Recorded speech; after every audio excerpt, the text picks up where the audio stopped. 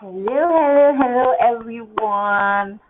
Wow, so happy to be doing this. First off, good evening. Okay, good afternoon, good morning, good whatever time of the day it is, where you're watching from, depending on where you're watching from and when you're catching this.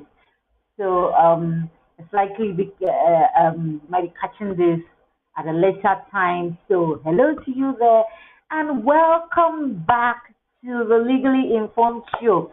It's been quite a while that I came on here. I've been using other platforms more often, but I just thought to pop in here today and just drop this because we're marking what I consider a very important day, and then of course because I also intend to share more often via this platform. And if you're catching us for the first time, my name is Favor Ibekwe. I'm a lawyer, I'm an arbitrator, I'm a child rights advocate. In fact, I do a number of things, but basically this channel is to, as it's called, as the name is, it is the Legally Informed Show. So here I put out a lot of legal information about rights, about the law, but basically as it concerns the Nigerian state, at least for now, yeah. Maybe sometime in the future we'll begin to dig more into other jurisdictions, but yeah, just to give you a little heads up if you're just joining us for the first time. Okay, so that's what we do, but then good enough, the name is legally informed. So that means I have the legal right to bring you other forms of information, right? And that's what I intend to do from time to time, so talk about all business related things, business opportunities, job opportunities, just general life, parenting, family life. So just anything, that will be legal information legal information, I mean, in the sense of lawful information that will be useful to you, to everyone who comes within my space. So it's not going to be just all law only. We're going to spice it up a bit, yeah?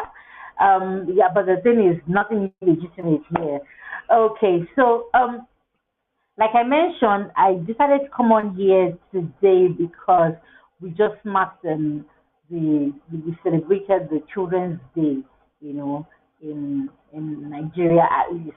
I'm sure about Nigeria. We celebrated it in Nigeria, and it just reminded me again how important the children are, to us, to humanity. I believe that it's not a cliche when we say that children are the future, of every nation, the future generation, of course. So, and I talk about it both from my perspective as a parent, and then my perspective as a lawyer and someone in the child advocacy space. All right. So I wanted to just put out first some general thoughts about children, and then link it a bit with the legal angle. So first of all, I'd like to emphasize that whilst it's important for us to have conversations with our children, try to inculcate good values and good morals, teach them, while that is very important, I think it's also very important that we remember that children are want to do what they see more than what you tell them. So, yes, instruct your child, tell them this is right from wrong, teach them values, but you need to be careful. What are you modeling for your children? And this is not just for parents now. We have a saying in my place. We have a saying, that it takes it's not even restricted to my place. It's a common proverb. It takes an entire village to raise a child. So, beyond what parents do, children emulate the people who have some kind of influence over them, or people who they are used to, conversant with, who are in their sphere. So anyone who's familiar with a child who has some form of influence over that child can easily detect what the child will do, not just by what they say, but very much so by what they do. So what are you doing? What kind of example does the things you say, the things you do, the way you act, the way you respond to issues, What is he presenting to children? Is that what you would want them to emulate? That's something that I found very important, or a great food for thought for myself today. And also, while introspecting, I thought to share, and to put out that reminder, you know, generally as a part of celebrating our children, because really, you can't be celebrating something and not doing the best that you can to ensure that what you're celebrating or who you're celebrating has the best prospects at life. And of course, that's why I'm also going to now talk about the legal angle. Now, particularly within our cultural milieu, we have this, I don't know, ideology that children can generally take anything, be treated anyhow. I mean, they're children, right? Not be this or we just born. Not be not this small boy. That's a general, is a typical attitude around this part. And I just wanted to remind you today, from a legal perspective, that children do have rights. And so the fact that you give birth to a child, or you know a child, or you were there when that child was given birth to, or you change the babies or the child's diapers, does not detract from the fact that that child has rights. And what do you do with rights? You respect them. You don't trample on rights. You know, you don't trample on rights, right? Pun intended. Okay, so where do we start from?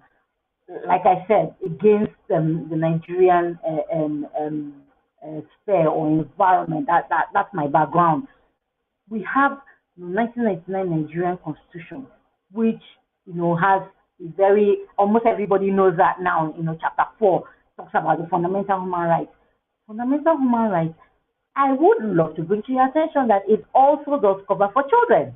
Yeah, so they have right to life, they have right to fair treatment, right to dignity of the person. All of those rights apply to them. And then, of course, we have the Child Rights Act, 2003, which is specific to children, which starts with, just like we have in the Constitution, of course, it talks about who a child is. A child is any, person between the age of 0 to 18 is a child. Now, one of the rights that child has, first right, is the right to an identity, the right to a name.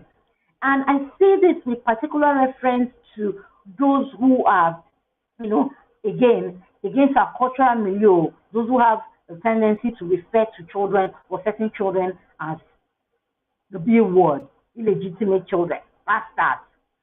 Please, there is no every child has the right to a family name, a family life, an identity. In fact, our constitution does not recognize anybody being an illegitimate child.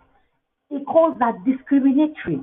And so, one of the things that I would love to see in our society, as we, there's a lot of fanfare, just like when we're growing up during Children's Day celebration, there will be march past, there'll be gifts, there'll be this, and now they add a lot of snacks, gifts to children in their schools. All that fanfare is beautiful. But what I would really love to see reflect in the society is that the rights that accrue to these children, pertain to them, are being respected. So one of that is that you should know that regardless of the circumstances of any child's birth, that child is entitled to an identity, a family name. All right. So moving on, I'm going to just highlight the very key ones. Of course, that's not to say that any of them is unimportant, but I intend to keep this video really short. All right. So one of the rights I really wanted to highlight today is the right to education, the basic education, which is primary education.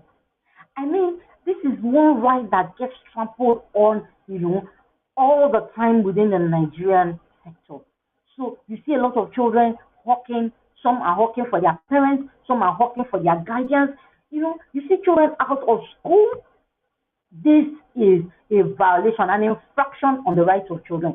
So please, if you're out there shouting happy Children's Day to all the children in the world, we love you, and there's a child that is under your care, whether yours biologically, we've agreed that it takes an entire village to raise a child, right? Whether that child is biologically yours or under your care for some, reason, or under your influence, and there's something you can do about it, and that child is not in school, not getting a basic education, then I'm sorry, you're not scheduling, you're not, the happy children's day, call it work, it's not working. You need to follow it up with sustainable action, right? And then of course there's the right to the child's health. Huh. I can't even begin to dissect this one. I see so many things.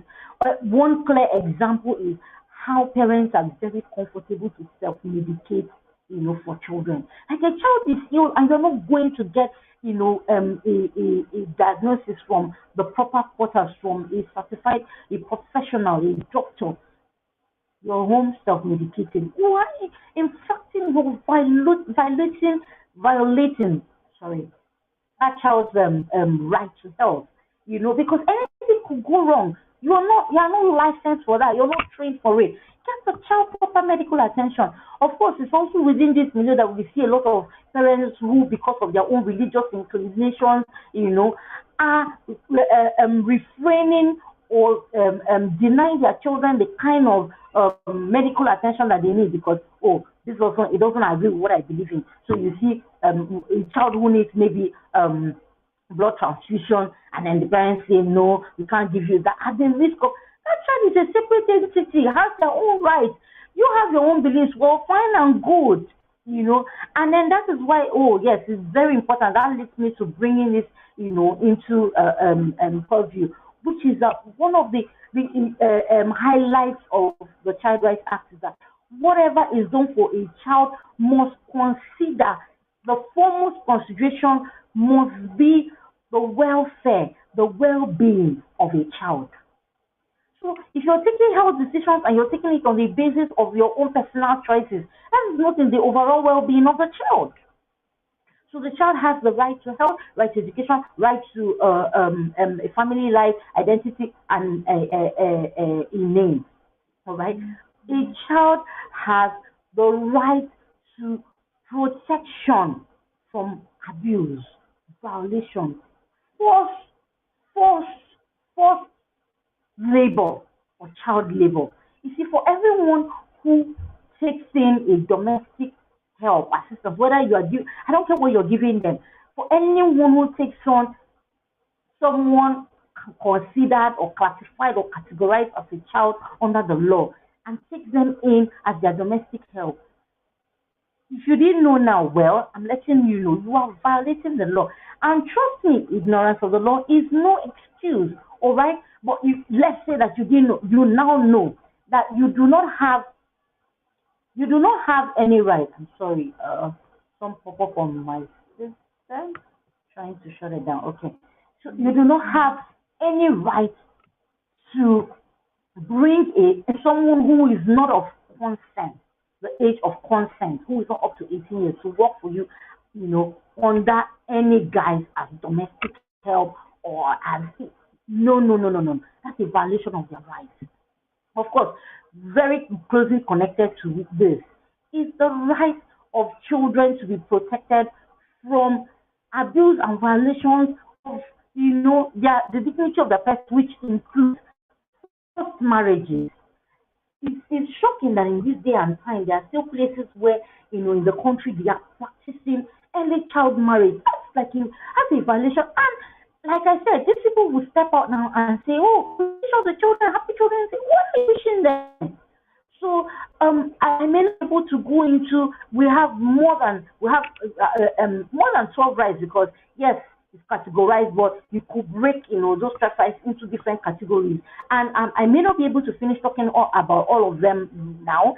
I may have to do a part 2 of this to highlight some more. But I just wanted to put this out there and say there is no celebration of the future of our nation, the future of the human race, if we are not positioning them, if we're not equipping them with the right values, the right essentials to become all that we will love the next generation to reflect. Also remember that the concept of not just being concerned about your own children or your biological children alone is that even if you raise your children so well, remember that they are going to be relating with other children who are outside your sphere of influence. Now, there may not be much that you can do about that everywhere, but it is important that we do the best that we can to set up a society that respects the rights of these children, which will in turn teach them how to respect rights in the future. Remember, we mentioned that children learn by emulation, right?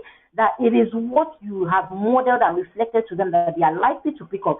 So if we constantly violate their rights, we teach them that it's okay to trample on people's rights. It's okay not to respect laid down rules and regulations. And so we will be handing down to them a generation that we will not be pleased with. And then for those who feel, oh, we've taken time to train our children, there are now other children who your children have to contend with who didn't get the same kind of training. So basically, what's my point?